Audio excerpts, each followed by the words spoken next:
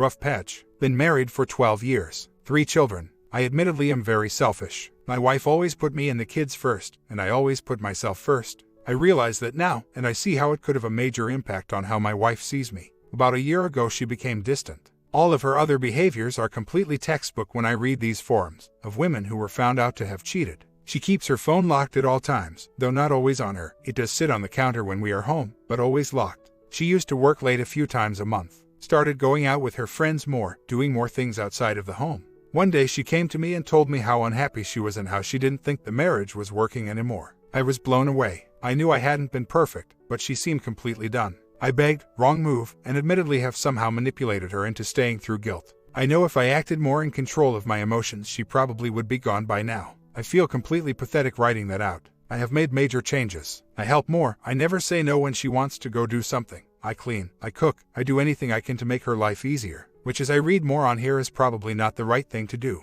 I am seriously at a loss. I guess I just cannot believe that she would want to leave unless she had something lined up. But here is the kicker. I got a VAR, put it in her car about 4 to 5 months ago, and I have never caught her saying or doing anything out of the ordinary. It's hours upon hours of her singing to the radio. A few calls to people, only one I wasn't sure who she was calling, but it was a call about weekend plans involving the kids and I went with her that particular weekend, so it had to be one of her friends. Turns out she almost never even makes a call from the car. Almost every call that was made was to me. I also got a GPS. I've never caught her anywhere she didn't say she was going to be. On the nights she claims to be working late, she is at work. I guess in my paranoia all I can think is maybe someone is picking her up there. Maybe it's a co-worker. Her phone, it's a work-issued phone and I have no access to the bill. She is on it a lot. She never uses the home computer. I install the keylogger and the only thing she's looked up is recipes. I feel like I am at a loss. Is there anything else I can do to verify she isn't cheating? Or am I just that bad of a husband that she can't get past the old selfish me and accept that I am genuinely making changes? I know this is kind of all over the place. I just really have no idea what else to do.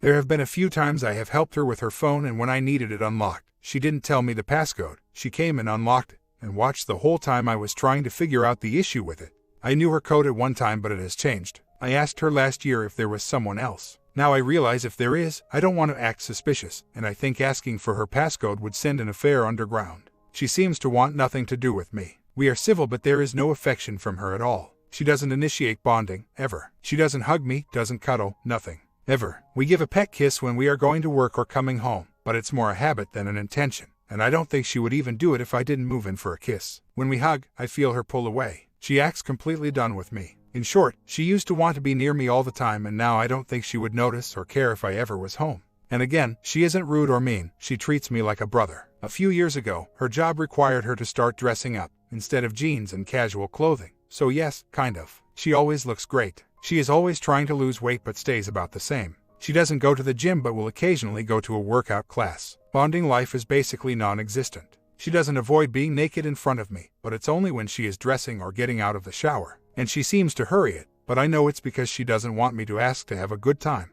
She does have 2 friends that I feel are toxic.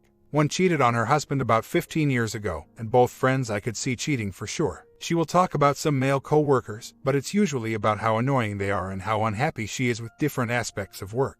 Never in a positive light. She does go out drinking with the toxic friends on occasion, maybe once every 2 months. Otherwise, she goes to their houses, and she almost always brings the kids. We all have children the same ages. They have girls' nights without kids, but that is usually a weeknight, and they stay in. She doesn't spend the night with them. She does go out of town to stay with a cousin once every few months. But I don't know the cousin very well. This could be something, but how would I know? Her GPS puts her at that house. I am not sure how to pay a pie without her knowing. She does the bills and would notice money missing. She doesn't want to be there. Like I said in my original pathetic post, I think she feels bad for me and that's why she is there. I avoid serious conversations because I think if I gave her an inkling of an out she'd be out the door. I will admit I have used guilt, sadness and anger on her. Never acceptance. I have told her if she leaves, she isn't taking anything, she will get nothing. Other random remarks. I'm not proud of this. I just can't seem to buy that she is unwilling to try and make this work. She works in a very male-dominated field. And it isn't that she talks about one particular male, more the organization as a whole. She has Facebook, I don't have the password, and like I said, she doesn't use the computer at home. She has a desk job, so she gets her fill of computer time at work. And our 3 children keep her busy in the evenings after work and the weekends. She doesn't have the opportunity to really browse the internet at home. She does have an iPad, but she doesn't use it very often and she is logged out of Facebook on it.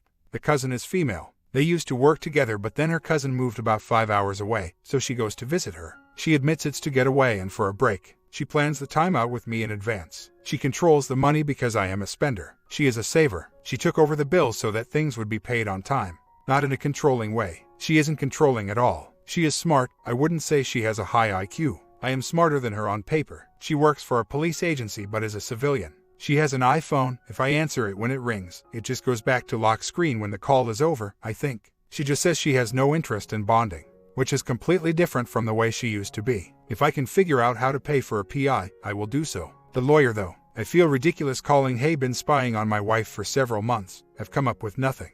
What am I calling a lawyer for exactly? It seems like it would be very expensive to get a PI to follow her 5 hours away. I had a vasectomy after the birth of our third child. One day I told her I grabbed something out of her purse and she seemed kind of offended that I would rifle around it. But then there are times I'll ask her for gum or her keys and she will say they are somewhere in my purse, and doesn't bat an eye. I think this is why it's such a mess. I want to believe there is someone else but have found nothing. I'm not overweight, I don't smoke. I drink, we drink wine together, or beer. We are both drinkers. Not like get drunk drinkers, but we have wine with dinner and drink beers on the weekends. I was so selfish up until she told me she was so unhappy. I realize that now. I know all my faults. I have improved in all aspects. I guess this is why it's hard for me to understand how come it hasn't changed her feelings at all. She told me all of her complaints and concerns, and when I changed it seemed to annoy her more. I just read about walk-away wife syndrome. Spot on. If I say, turn it over or we are done, she would probably say, okay, we are done. The reason I haven't confronted her more strongly about how bad the marriage is because I am the one afraid of it ending. She seems like she would be okay. Her complaints originally were legit. We both work. I make a little bit more than she does. I think she feels bad for me, and I do nothing to change that because I'm scared she will leave. I don't want to break up our family. I don't make a ton of money, but enough. We are comfortable, but we don't have a lot of toys or money to go on vacation often. But the bills are paid and we have enough. I work as a contractor for an IT company. It's also very male-dominated. To be honest, I'm not really around a lot of women on a day-to-day basis. I'm a good-looking guy, but I don't have the opportunities that my wife does for flirting. I was completely blindsided when she told me she wasn't happy. I knew things weren't great but had no idea that she was willing or thinking about leaving.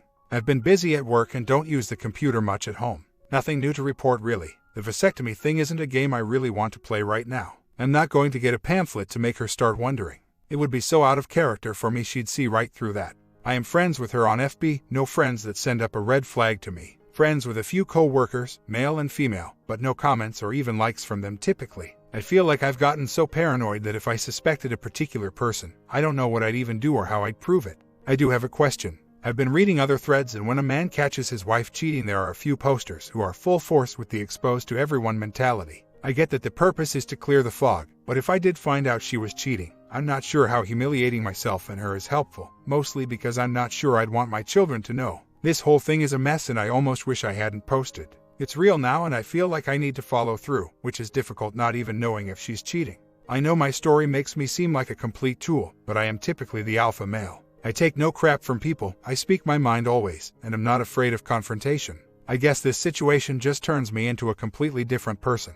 I just want to know one way or the other. I've been looking into PI, but until I find a little more evidence on my own, I cannot justify the cost. I only started posting a few days ago, and I've been really proactive with trying to discover her infidelity before I even started posting.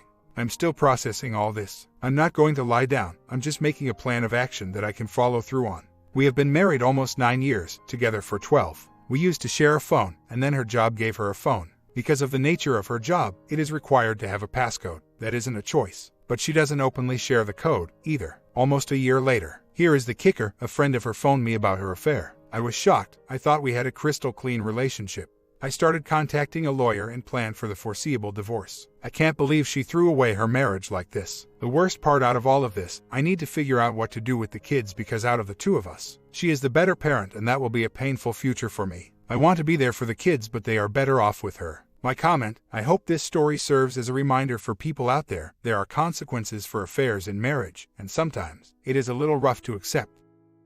Story 2. Hello, I'm hoping to get some insight on my separation from my husband. We were best friends for 15 years, dated for 6 of those years, and married for 1.5 of those years. I'm only 29, so this situation is all the more devastating to me because I'm losing not just my best friend and husband, but my family, as his has been mine since we were teenagers. We are exactly the same person except for one major aspect, the aspect that most couples fight over, money. I'm a saver and planner, someone that forgoes a cute new dress every other week to pay down my student loans just a little bit more. He is a spender who would rather get a newest Blu-ray with 2 hours of bonus commentary than put anything in a savings account. This has caused some tension that has increased over the years. I want a house someday and he is all right with apartment renting forever. A year ago, almost exactly to the day, we got into a really heated argument when he missed a payment on something because he didn't want to auto-debit his account and caused his credit score to drop. We were looking for a bigger apartment and now could not be due to how low his score had gotten. We were driving in the car, and I was furious he could be so reckless. During the fight at one point, I said I'm the kind of family that can leave you. These are words I wish I could take back every day and caused everything to go downhill. A week or so later he checked his credit on Credit Karma, where his score dropped again to about 550. He panicked and took a whole bottle of sleeping pills. When I found him, he was still awake, and I kept asking him what happened. What did you do? What was in this bottle? To which he only replied, you are going to leave me, over and over again. After he was sent to the hospital and monitored for a few days, he was released, and told me that talking about this again would be a huge trigger for him that he could not take. Well, I understand what had happened and tried to make the conversation as easy as possible. As a couple, you cannot always avoid money talk. Little things like who is paying for this expense, when it was not a normal expense or it's raised time. How did you do? Would shut him down. We got hired at the same company the same day, so I would share with him my reviews and he was always reluctant to share his, despite the fact that they were always great reviews. Finally, this month we got a notice in the mail from our complex that if we want to renew it is time. Last year I got 2 promotions and he had gotten 1, so he said, I think I'm ready for the new apartment. I told him that's fine, but I warned him that they would want to recheck his credit and if that would be all right. He said that's fine, but I asked if we could look at it in marriage counseling together first to be sure that we would be approved credit-wise, as I was worried a rejection would hurt him and cause another attempt. He said that was fine. Then last week, he announced during therapy it was too much and all I cared about was money, and that he was going back to his mom's house. Since then, we've been talking on the phone and going to therapy, and I'm getting mixed messages. At first, he'd say he loves me but is not sure if he is in love with me anymore and act indifferent.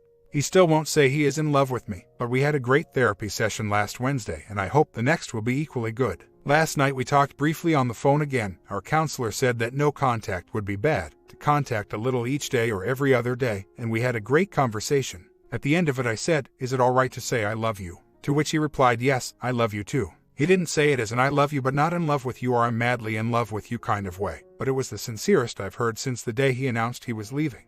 I guess my questions are, does this sound like it can be fixed? Is it on the upswing again? And hopefully he realizes we can work this out. How do I let go of money drama when I know we were doing fine financially the way we are? Since he is in such a damaged state and feeling unloved, what can be done if anything to show him I love him without pushing and nagging on him too hard? Of course, I want him to come home, but I don't want to rush him into anything he isn't ready for. To clear up some things, we did discuss finances and what we wanted in life before moving out. We decided that we never want kids, and are sticking to that, a smaller house because of the fact that we don't want kids, etc. It is in the last year that he has really been unable to talk about money, and I think it is over the fear of losing me. He brings up the argument, along with my comment, and how afraid it made him every time money was mentioned. I'm not sure what to make of this most recent reaction. Maybe he is too immature, maybe it's an I'll leave you before you can leave me reaction, I don't know. He has also been on medication and seeing a therapist himself as well as with a marriage counselor. Finally, his credit score was always shaky, hovering at 600, but he was late several payments at the same time which made it drop so badly. As to why I married him, I love him. I love that he is full of energy, life and love. He's incredibly attractive and a great friend. The only difference between us is the money issues. I was unhealthy and we are still working on our communication issues. That argument haunts me for all that it's done to my love life and friendship. What I'm asking for, I guess, more than anything else, are better communication and coping mechanisms. I do not believe it's completely unsalvageable. I've been doing some hard reflecting in the last few weeks of separation and I realize a large majority of the problem is me. I have been so unhappy with myself, not him. He has been a loving husband that can overreact to negative stimuli and not willing to confront my unhappiness. I buried my unhappiness in my career and finances, asking him to do the same, because I felt so out of control of my life that I needed to control his as well. This is wrong, my threat was wrong, and money will not fill the hole inside of me. I came from a very broken family and swore to myself as a child I would do everything in my power to make enough money to never live in a place like that again. Although we were making enough money to live on our own, that panic still gripped me. We work at the same company, what if we get laid off? I need to work more to prepare for that. I'm 29, soon 30, and I should have a house by now. I need to work more to save. And now that I've lost the love of my life to that obsession, it's trivial. What is a larger home or apartment if you don't have the person you adore there with you? I'm not saying my husband is perfect and didn't overreact, but surely I'm not the only person here that realized a lot of the issues actually do come yourself rather than your loved one. I've been reading up about letting money issues go and rebuild yourself into a healthier person. But any advice on how I do that can help me? Even if he doesn't come back, I am the one that is broken as well and need to get well. An update to this, for what it matters, last night during therapy I confessed to my husband that I know a lot of the issues stem from me in the past year, that I was sorry, and while it wouldn't be overnight, I wanted to work on my health so we could be stronger when I was stronger. Paraphrasing, but he told me it's too little too late. I've been asking for you to get help with your money obsession for years. I'm too broken to continue this, etc. I asked him straight then, is this over? Please say it's over if it is. Please say you want a divorce if that's what you want. To which he replied, it's over. I want a divorce. We had another 50 minutes in the marriage counseling session, so we kept talking. I explained I would not fight him if that's what he wanted and would sign the paperwork to make this a no-fault divorce, to end it as quickly as possible. We also talked about what changed his mind from possible reconciliation to absolutely done, and he couldn't pin it on anything. Then as we go along talking about our past, confessing to each other we still love each other, and him saying he's just so broken inside, he doesn't know if he can make this relationship go on. Halfway through therapy, his I'm done turns into I don't know. Our therapist recognized this and finally spoke up. She just let us have our time to communicate this loss and asked my husband if he was sure divorce is what he wanted. He said he couldn't go on like this much longer and wasn't sure what could be done to reconcile the relationship. The three of us agreed that we would meet next week and during the week, explore our feelings to the fullest to help us make an absolute choice. We are going no contact this week, when before, we were touching base every other day. On the way out we stopped to talk in the lobby of the therapist's building. I tell him again, if you want this, I won't fight you, I'll give you the divorce. It's not what I want, but I love you and want you to be happy. That we don't need the week if he is done. He said he was going to think for a week on what we can do to reconcile, and that we won't call it quits until then. We stopped to hug 3 times on the way out. He initiated, we joked, we laughed. He gave me a coat his grandmother bought for me, and we left. In my heart I know this is done, and I'm sure you all will say the same. Part of me is broken, part of me is scared, part of me is relieved because even though this is not what I want, it's finally coming to a head. I don't even know what kind of advice I'm asking for anymore. I just want someone to hear me in my sorrow for losing my best friend and my family. We are keeping silent. Most I did was call his grandmother, who I am very close to, and message his sister today happy birthday. I hope I don't sound sarcastic or mean when I ask this, but what about our session sounded decent?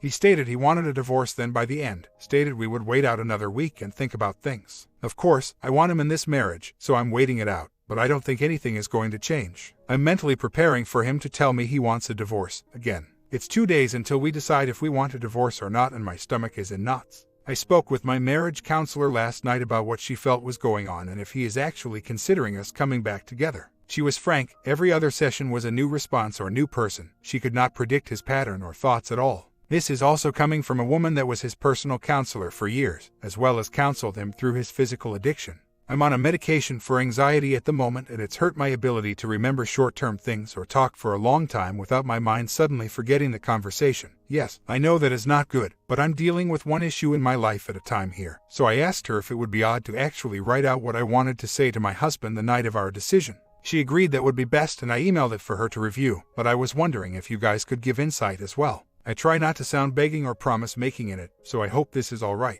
Over the last week I made some hard reflections on myself, you, our relationship, and our mental health. Regardless of what we do and where our relationship takes us, nothing will be easy, and both routes will be filled with pain and healing at the same time. I am broken, just as you are, and need to work on myself extensively through therapy, friends, and medication. Because I am also broken, I did not understand the extent of how badly off you were emotionally, or how damaged our relationship had become. I thought that because I was better than I was a few years ago, that I was fine. I am so sorry for that, and the role I played in getting us to this point. Losing you has opened my eyes to what I am and who I must become to have a loving and lasting relationship. I have also reflected hard on our friendship, dating and marriage, our ups and downs, adventures and fights, and all the good and bad that has come to us. I asked myself it was worthwhile to continue to fight for us. I thought about it long and hard, and I have made up my mind that I do not want to give up on us. I do not expect either of us to heal overnight, either alone or together, but I hope we will be as loving and patient as possible while we figure ourselves out. When we are healthy and balanced, we're amazing together. I've seen it and lived it with you. I ask that you give us time to heal and evaluate ourselves in a more calm and healthy manner. Both of our emotions have been running high in these sessions, So I would like us to revisit the idea of divorce once we understand ourselves and our issues a little bit better. You mentioned in last session that we've had several starts and stops to recovery. However, I am hopeful that this is different despite the past. We are older and have more tools to help us build ourselves and our relationship, where in the past we only worked on each other one at a time or did not have the resources. I'm in a department now that allows me the time to get therapy, and, regardless of the summer rush, I do not intend to feed into the frenzy of employer name this year. I intended to make myself better this year, and that is my plan. I am taking medication to help with not just my depression but my anxiety as well. I cannot promise you there will not be setbacks at times or that we won't have disagreements in the future, but I trust in our abilities to conquer the major issues holding us back from loving ourselves and each other to the fullest. With calm and rational hearts, we can navigate disagreements in a healthy manner. That said, if you absolutely want a divorce, I will not stop you. I want you to be happy and healthy, even if that does not include me in your life. I only ask that you be absolutely certain before you state that you want a divorce. No matter what happens, I love you and will always love you. You are not a number, and I am so sorry that I ever made you feel like that. You are you, the nerdy and energetic man I feel in love with years ago, and I do not expect you to be anything else. So, yesterday. It's a lot, so I'll make it as short as possible. I told him I love him and I want to work at it. He told me it's too little too late, and that my money obsession has broken him. He still loves me but is too broken to continue. I say why it is okay for him to have starts and stops to his physical addiction recovery, but not for me with this, which he had no answer for. I ask him for time for us to relax and calm down still, as divorce can always happen later, but that I think it would be beneficial to discuss at a time where we feel less broken inside. He told me that he does not have anything left in him to fight, but if that's what I need, then he'll agree to it. I tell him no, I only want to do this if it's okay with him. I'm just presenting options to just agreeing to divorce in such broken states of mind. He says all right, but he's not hopeful. We're not talking for 3 weeks, except for a conversation this weekend to settle some apartment matters, to think things through, talk strictly communication issues next session, and see what we think from there. Each session has been him claiming I do this, that, or the other thing. He accuses me of saying things and yelling at him, when I do not. It's caused me to question my sanity, even when he brought up that you accused me of cheating on you, on Valentine's Day, to which I never did. The therapist asked him if he feels that divorcing me will make his emptiness go away, because there are most likely much bigger issues causing the depression, and getting rid of the marriage won't solve all issues for him. He says to this, so what, now I quote him, crazy, which shocked our marriage counselor and me. I don't think she doubted me, but she saw firsthand now how he spins well-meaning words into attacks. I look across the couch and I am not sure who I see anymore. We met for coffee today after getting the needed documentation notarized to get his name off of the lease. We wanted to discuss some loose ends about the apartment, when he is coming for his stuff and what he is taking, etc. We agreed that the 3-week no talk was best after today, and we would talk strictly about communication next session, rather than our divorce talk and fighting. We agreed to that before, but I asked if I pushed him too hard, to which he said, well, that's what the therapist wanted. Yes, but what do you want? I think that's fine. This is not something that needs to be rushed, and we should go to our own therapy sessions alone as well. He goes on to say he doesn't hate me, but he's mad at it took me this long to start working on my money issues, when he's wanted me to go for a while. I admit my fault in that, but our issues only got bad in the last year, and I expressed to him we had many great years before that and can again. I told him I love him and want us. He said I know, but I don't want to give you false hope. I read your letter to me a few times and I'm a little mad it took this to make you wake up. I tried to explain that I am now seeing the problem, which is codependence and love-deficient disorder, when I didn't have a name for it before. My money obsession was me filling a hole in me, and before I was just fighting depression, but it's much deeper than that. He says he's happy for me and that he means it, and then silence. Before we leave, I tell him that I know he doesn't mean to give me false hope and that I understand that all I ask is that you consider the steps I am taking to be better myself into consideration and be open-minded to the idea of reconciliation. He agreed to that, then we left. He lost some friends, is overeating and depressed, but beyond that I don't know. I don't ask, that he's not discussing this issue with anyone. And it's funny you say that. He used to call me his knight in shining armor for all the times I saved him. I moved the next marriage counseling session to Tuesday. I need to know if he's even thinking about reconciliation as his action, and words differ at times. If he says he's done again, I need out. I can't sleep or function well at all. I cry at work all day, and thank God it's at a cubicle where no one can see me. I go through the motions of what I once loved. And the worst part is I do want to save this still. I don't know where the line is between me being a codependent and me being a wife that wants to try all options before this ends. New developments in the never-ending story. So, tonight's therapy was odd. I don't even know where to begin. He stated again he feels done and wants a divorce, that he is worried the things I'm doing to get better will fall apart and that we've been through this cycle before. He seems to feel the need to save me when I get depressed, and my money comment from last year still gives him nightmares. I decided to do this marriage counseling session a bit different and see how he reacts to being blunter and saying it's okay if he wants a divorce, even if I don't want it.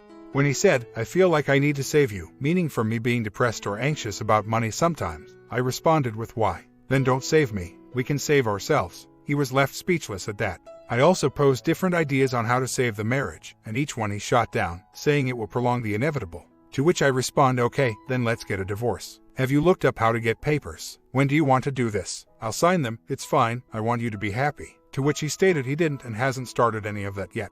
He then sort of agrees to a marriage sabbatical if it means that I'll be happy. I say, "No, what makes you happy? Do you have any hope for this?" Again, he says no, and I ask him point blank, "If you think that extending this makes it easier for me, then you're wrong. I'm already hurt. Keep going here with me if you want to work on it. If you don't, then there is no point to going on like this. Do you want a divorce? Yes, then why are you agreeing to coming here still? Why aren't you getting the paperwork? I'll sign a no-fault divorce." No response. It goes on like that for a lot of it. I'm as loving and calm as possible when I say these things. I'm not being forceful. I'm just trying to get him to understand we're in a holding pattern. In the end of it all, he decides to go to another counseling session and that we can text each other as we miss talking. But he isn't going to change his mind about divorce. I tell him if he isn't going to change his mind, then we don't need to text. But he does miss talking to me because we've been best friends for 15 years. If you won't change your mind, why still go to counseling? I'm so confused about it. I feel like he wants me to want a divorce before he actually says okay and gets the paperwork.